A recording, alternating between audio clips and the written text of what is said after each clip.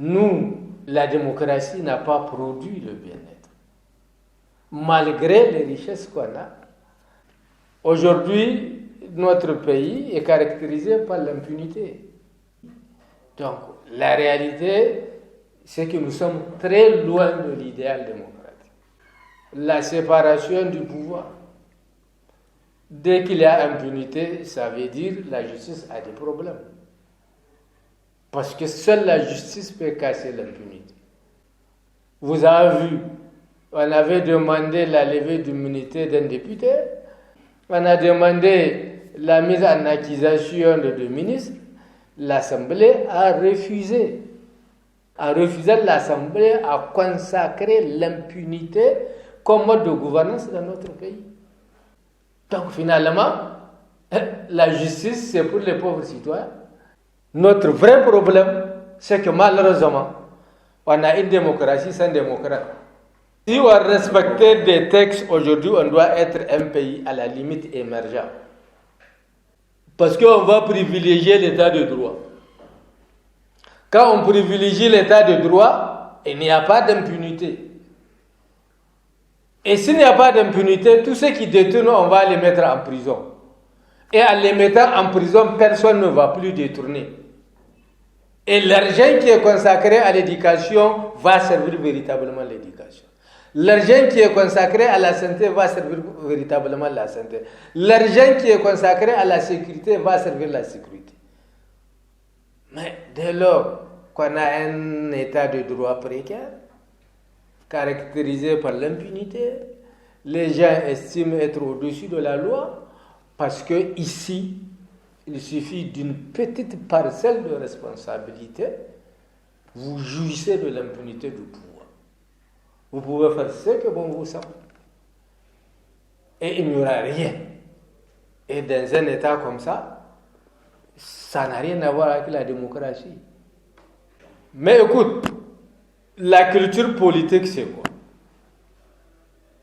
Mais la politique, comme ils disent les politiciens, ce n'est pas religieux, non? Les gens ne font pas ça pour aller au paradis. Mais est-ce que le peuple trouve son compte dans ce qui se passe dans notre pays? Est-ce que les gens ne vivent pas la cherté de la vie? L'ascenseur social, par excellence, qui incarne la redistribution des richesses dans un pays, c'est l'éducation nationale. C'est l'éducation. Est-ce que tous les enfants du Niger ont accès à l'école? Parce que c'est l'école qui permet à un enfant du village le plus reculé du Niger d'être un beau cadre. Donc l'école permet à celui qui se trouve dans le fin du Niger d'être président de la République. Donc en dehors de l'école, il n'y a pas un canal comme ça. Et si on liquide l'école, ça veut dire qu'on installe l'inégalité et on développe les inégalités. Et la démocratie n'a rien à voir avec les inégalités. Mais quand on est, entre guillemets, dans une démocratie qui produit la pauvreté et la misère, il y a un problème.